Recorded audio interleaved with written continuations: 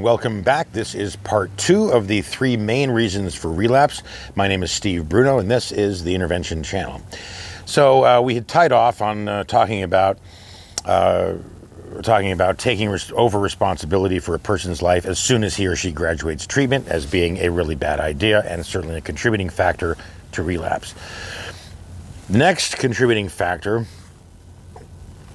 contributing factor is to return to the same environment. And this is a tough one for a lot of people, especially people who are married or in relationships and living together. For the person not to return can be kind of out of the question. So I have a couple of suggestions, but I want to first say why this is such a slippery slope. While a person is using, drinking, they are surrounded by things, right? Material universe. The wall, the door, the sign, the carpet, the table, the chair, the bed, the pillow, everything is now connected in the person's mind in some way, and not even a subtle way, but now connected to his drug use, his drinking. It's all related now, right? This is his environment, his using, drinking environment. Even the streets. I remember when I was living in Sherman Oaks and sort of half living in this meth lab and walking the streets. I remember, walking the streets, I would walk places. I didn't have a car anywhere to get anywhere. And so if I needed to go somewhere, I would walk, take the bus. And I remember going back over there after my recovery. I found myself in that same area. I was actually doing an intervention over there, ironically. And everything was really re-stimulative to me. It was re-stimulating my old life. And I think it did re-stimulate, certainly, an urge to use. I didn't, but I could feel it. I think if I had stayed there and if I had a bad day and I was alone and there was some contributing factors, I don't know what would have happened. I don't know. But certainly being there was a lesson in this aspect that can lead toward relapse, which is a person to return to his old environment. I did an intervention for a family, where were they? In Washington. And a year later, the grandmother calls me up and she says, I'll call him Johnny, say, Johnny relapsed immediately after coming out of the program. I thought, well, that's okay. Well, what happened? Where did Johnny end up after the program? Oh, well, we moved him back into his old apartment with his girlfriend, with his heroin addicted girlfriend. Okay. And it was all I could do not to ask, what are you talking about? What were you thinking?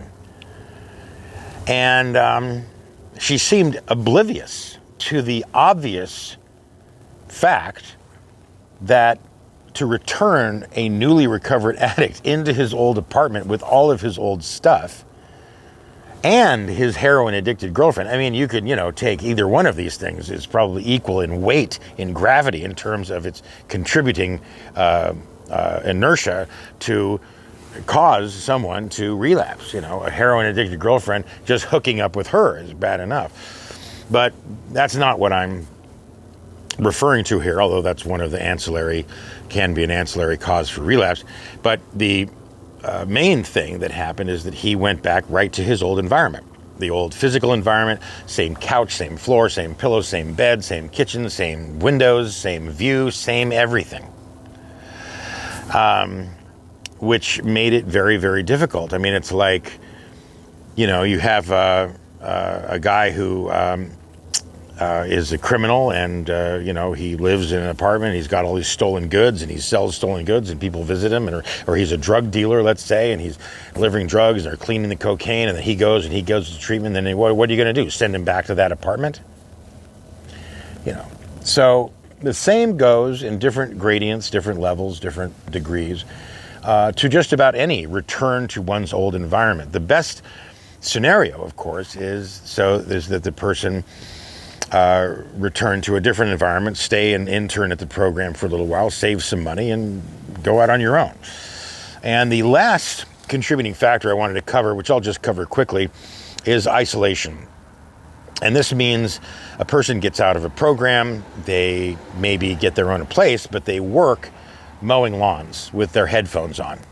All right, so I got this job mowing lawns. Oh, that's good. It's a landscaping company. Oh, landscaping. Oh, that sounds very, very good, you know. But what are you doing? Well, I got to start mowing lawns and blah, blah, blah.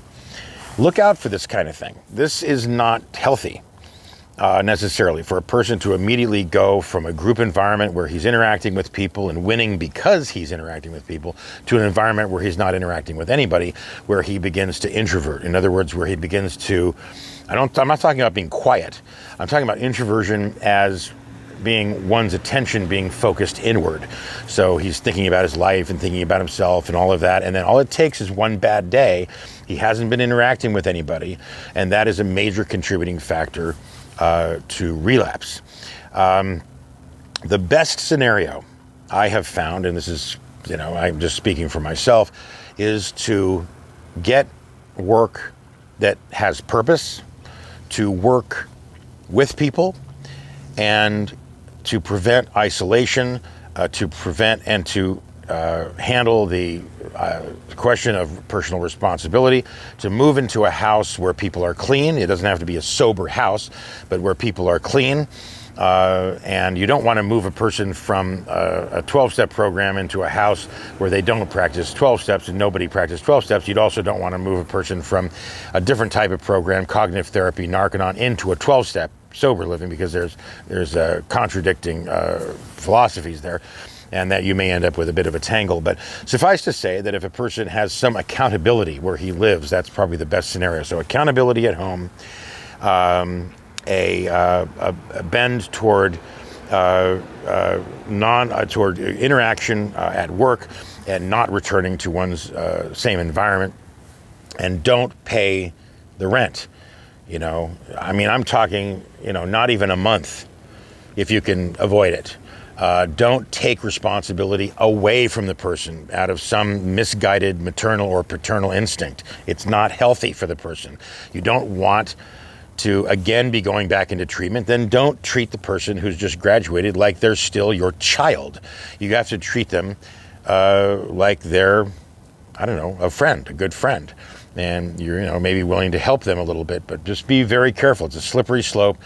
I know it's well-intended and you want to be the good guy and you don't want to say no, but saying no when a person is newly graduated, if they're hitting you up for funds, could be the best thing and most loving thing you could possibly do, is to set limits. So, okay, well, that's it on the three reasons, the three main contributing reasons for relapse.